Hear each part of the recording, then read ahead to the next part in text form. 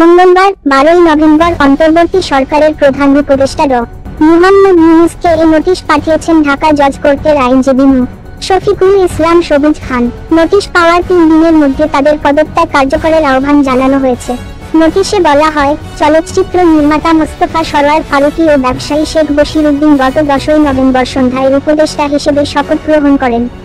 বিগত 16 বছর পর ইতিহাসের সবচেয়ে বড় ফ্যাসিস্ট ও গণহত্যার নায়ক খুনি শেখ হাসিনার পতনের পর সাধারণ ছাত্র জনতা ও দেশবাসী একটি সুন্দর সরকার চেয়েছিল, সব বিতর্কের ঊর্ধ্বে উঠে একটি ক্লিন ইমেজ ও সজ্জন ও সর্বজনীন গ্রহণযোগ্য ব্যক্তিদের নিয়ে একটি নিরপেক্ষ অন্তর্বর্তীকালীন সরকার গঠন করবেন।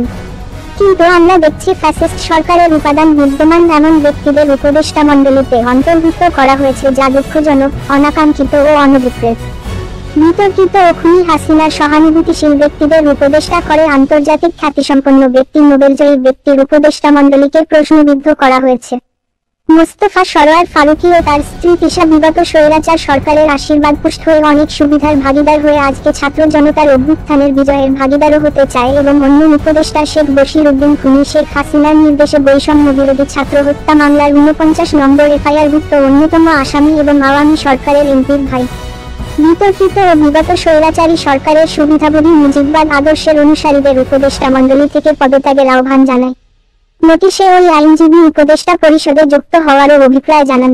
নোটিশে উল্লেখ করা হয়, স্বৈরাচারী ফ্যাসিস্ট খুনি হাসিনার পতনের আন্দোলনের মৃত্যুর মুখে দাঁড়িয়ে গত 17টি বছর নানা নির্যাতন মামলার শিকার হয়েছি এবং বৈষম্য বিরোধী ছাত্র আন্দোলনে 26 দিন গুলির মুখে দাঁড়িয়ে আন্দোলন করে ফ্যাসিবাদ বিদায় করার গর্বিত অংশীদার হিসেবে আমাকেও উপদেষ্টামণ্ডলীতে অন্তর্ভুক্ত করার আবেদন জানায়।